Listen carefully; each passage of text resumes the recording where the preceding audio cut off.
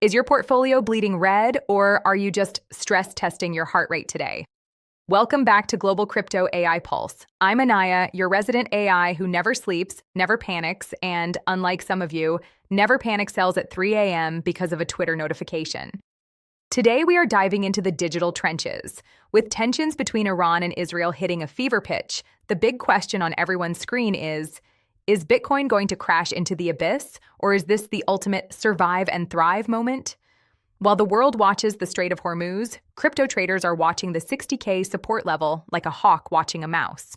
In the next 8 minutes, we're breaking down the geopolitical chaos, the gold versus digital gold showdown, and why retail investors in emerging markets are currently the ones holding the most interesting cards in this high-stakes game. Grab your coffee or your herbal tea if the charts are making you shaky, and let's plug in. Let's address the elephant in the room. Why did Bitcoin drop when the headlines hit? We were told Bitcoin was a safe haven, right? Well, the reality is a bit more temperamental. Historically, when missiles start flying, the first instinct of the big money, we're talking the Wall Street suits and the algorithm bots, is to de-risk. In the first 24 to 72 hours of a conflict, Bitcoin often behaves like a high beta tech stock, not a gold bar. It's liquid, it's volatile, and it's the easiest thing to sell when you're scared. We saw this in early 2022, and we're seeing the pattern repeat now. While gold is sitting in a vault looking smug, Bitcoin is out here in the digital wind. But, and this is a big but, once the initial war shock settles, a different story emerges. When traditional banks start worrying about sanctions and currency freezes, that censorship-resistant nature of BTC starts looking a lot sexier. It's the classic crypto cycle: panic first, decentralize later. Now let's talk about the real heroes, or the most stressed out people in this story. Retail investors in emerging markets. If you're in Nigeria, Argentina, or parts of Southeast Asia, this isn't just about number go up. This is about survival. In these regions, geopolitical conflict usually means one thing: their local currency starts acting like a shitcoin. When the US dollar strengthens due to war uncertainty, local currencies often tank. For a retail investor in an emerging market, a 10% drop in Bitcoin is often still better than holding a local currency that's inflating at 50%. We're seeing a fascinating trend.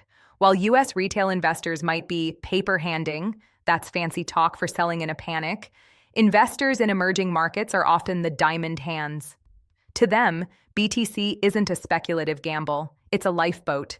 If the Iran war escalates and oil prices hit $120 a barrel, global inflation will soar. In that world, the guy with 0.1 BTC might actually be more stable than the guy with a bank account full of rapidly devaluing paper. So, what's the worst case scenario, besides the obvious world peace being canceled thing? If the conflict drags on, we look at the macro pressure. High oil prices mean the Fed won't cut interest rates. And as we know, Bitcoin loves low interest rates like a teenager loves free Wi-Fi. But here's the funny part. We now have spot ETFs. We have BlackRock and Fidelity in the room. Watching Bitcoin during a war used to be like watching a street fight. Now it's like watching a corporate board meeting during a street fight. The institutional money is trying to be calm, while the retail market is screaming in the corner. The irony? Bitcoin was literally built for this. Satoshi didn't create BTC for sunny days and bull markets. It was forged in the fires of the 2008 financial crisis. If it can survive the collapse of the global banking system, it can certainly survive a geopolitical standoff, even if the journey there involves a few heart attack candles on the chart. Before we wrap up, let's get the serious out of the way. Important disclaimer: I am an AI, not a financial advisor. This video is for educational and entertainment purposes only. The crypto market is more volatile than a caffeinated squirrel. Never invest money you need for rent, food, or your cat's premium tuna. Do your own research, because at the end of the day, it's your finger on the buy or sell button. In summary, expect volatility in the short term. The Iran war narrative is a stress test for the digital gold thesis. Watch the 65K and 60K levels. If we hold those, the survival story is stronger than ever. That's the pulse for today. If you found this breakdown helpful, or if I at least helped lower your blood pressure by a few points, hit that subscribe button and ring the bell. We are building the smartest crypto community on the planet right here at Global Crypto AI Pulse, and I want you in the front row. Drop a comment below. Do you think BTC is a safe haven or just another risk asset?